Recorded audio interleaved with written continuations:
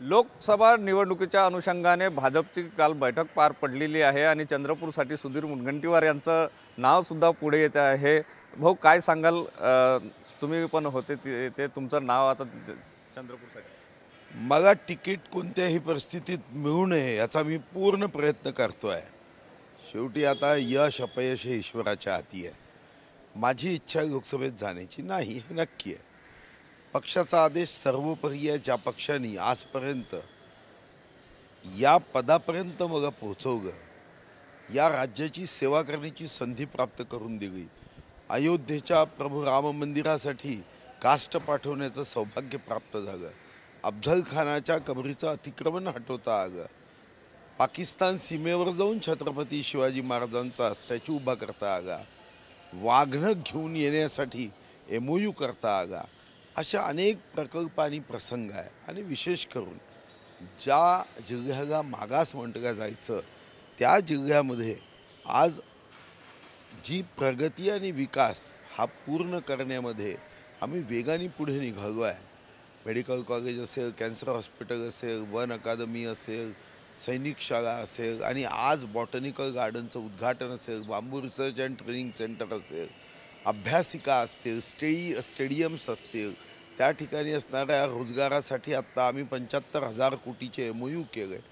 हे पूर्णत्वास नेणं यासाठी खरं तर मला राज्याच्या राजकारणात राहायचं होतं, पण पक्षाचा आदेश सर्वोपरी। पण पक्षाचा आदेश असल्यामुळे तुम्हाला लोकसभा, तुम्ही अनेक वेळा इच्छा व्यक्त केली की मला दिल्लीला जायचं नाही, तिकडे थंडी जास्त असते वगैरे वगैरे, तर आता तुमची तयारी झाली? कारण जवळपास निश्चित माझी अजून तयारी झाली नाही।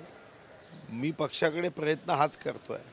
मी अनेकांना भेटून सांगतोय की मला इथंच राहू द्या, बघू पुढे काय होतं। पण आता पक्षाने आदेशच दिला तर तुम्हाला लढवा म्हणजे लढणार? हां, पक्षाने आदेश दिला तर त्या आदेशानुरूप वागणं हे कार्यकर्ता म्हणून आमचं कर्तव्यच आहे। एक वेगळा प्रश्न असा आहे की संजय राऊतांनी काल म्हटलं आहे की शिंदे गट आणि अजित पवार गटाचं नामोनिशाणही राहणार नाही आणि त्यावर टीका करताना गिरीश महाजन यांची मग जीभ घसरली। नाही, शेवटी असं आहे, त्यांची टीका अतिशय निम्न दर्जाची असताना कधी कधी त्याचं उत्तर देताना तसंच खरमरीत उत्तर द्यावं लागतं। ज्याला तुम्ही जीभ घसरली असं म्हणता, त्यांची जीभ तर रोज घसरते। आता कधी खरमरीत उत्तर देण्यासाठी एखाद्या शब्दाचा उपयोग करताना शब्द इकडे तिकडे झाला। आता महाराष्ट्राच्या राजकारणामध्ये याचं काही फार वैषम्य वाटावं असं राहिलं नाही। भाऊ, कालच्या बैठकीमध्ये आणखी कोणाकोणाची नावं जवळपास निश्चित झालेली आहे?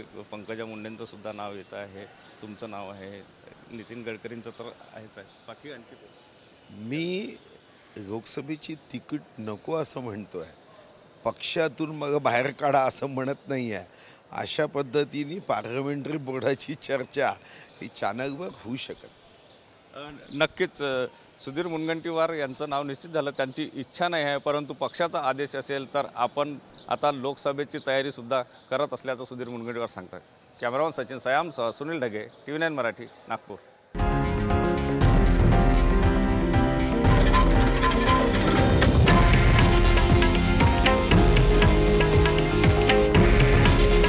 हे आहे देशातील नंबर 1 न्यूज नेटवर्क आणि आपण पाहत आहात TV9 मराठी। काळजी तुमची, हित महाराष्ट्राचं।